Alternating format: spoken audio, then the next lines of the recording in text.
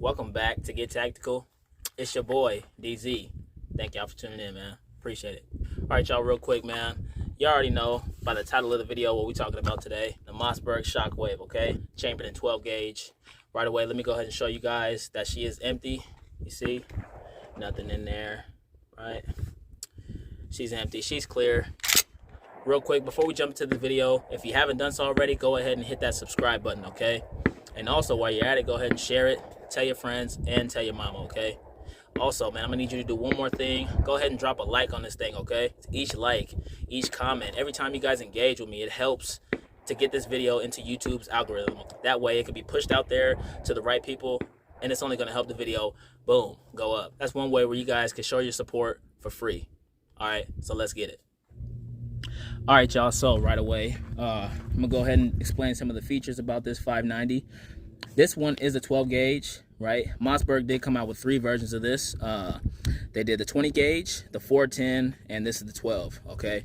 Now I'm gonna recommend, guys, if you guys are going with, if you're buying this for home defense, I recommend you guys go ahead and jump to the 12 gauge, all right? When you go to the 20 gauge, and even the 410 especially, you're losing a lot of velocity, a lot of power right off the gate, all right? So if this is gonna be a truck gun or a home defense gun, you wanna go with 12 gauge, all right? Now this thing, the capacity on this, if you're using the regular standard 2 3/4 shells, you could do 5 plus 1, okay? Now if you're doing the 3-inch shells, I think it'll take 4 to 5 3-inch shells, something like that. But if you're doing the mini shells, which are 1 3/4 inches, you can go ahead and fit like 8 to 10 up in here.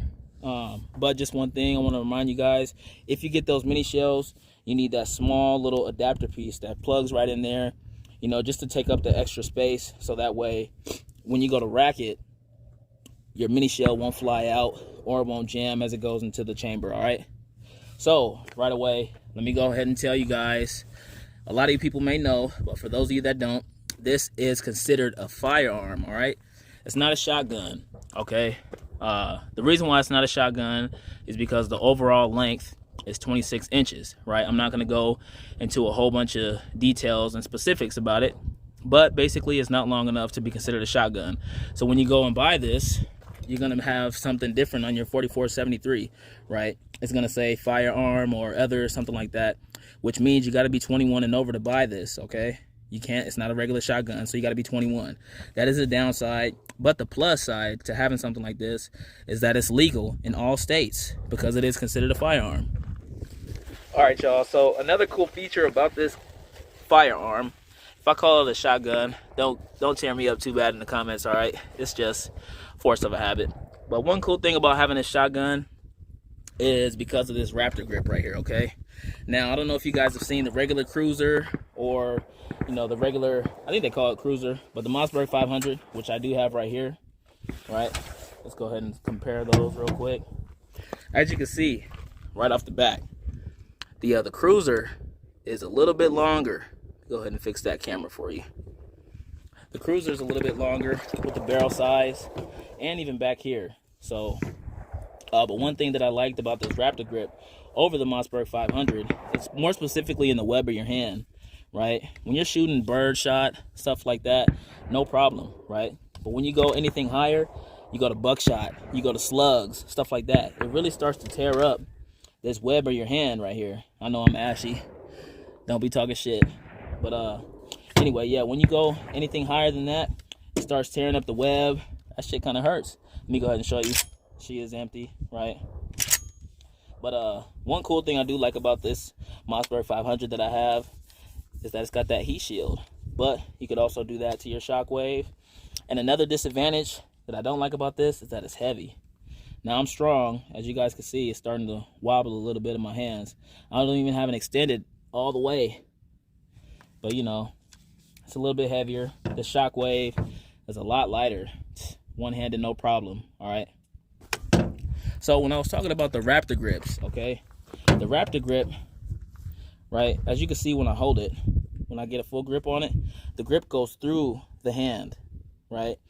And that recoil also does the same thing. It goes through the hand. So when I'm shooting buckshot with this, when I'm shooting slugs, it's really way more pleasant to shoot, right? Because that recoil just goes whoop right through the hand.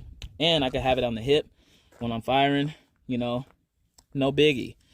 So out of the box, you guys are just gonna get this plain Jane, okay? It doesn't come with the upgrades that I put on it, all right? But if you guys have seen my Mossberg Shockwave Part 1, I go ahead and show you guys that I put this Crimson Trace laser on it, and this one is the green model, all right? It picks up a lot better in the daytime with these light conditions. See it?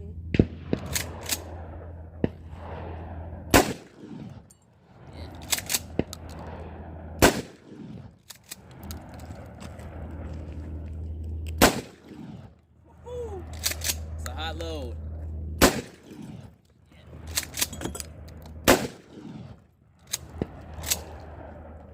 That'll knock you back.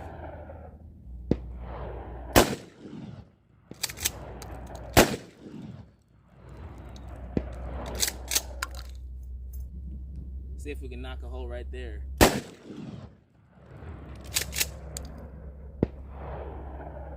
Right in the center. Last one. Let's try to blow a hole right through it.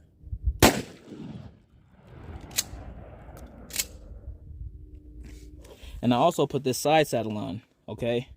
Now, this adds on 6 extra rounds, so that way I don't have to dig in the box. They're just right here. I can plug them in, bloop, bloop, bloop, you know, and get the shooting.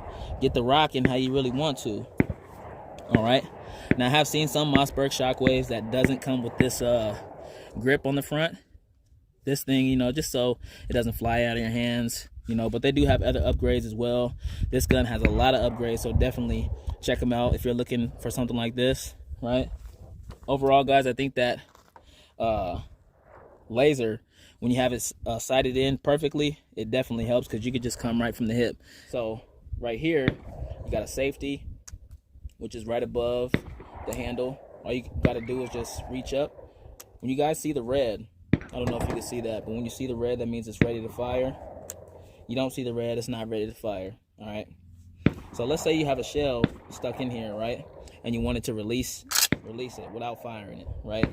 All you have to do is reach for this lever right here, push up, and then slide or rack your slide.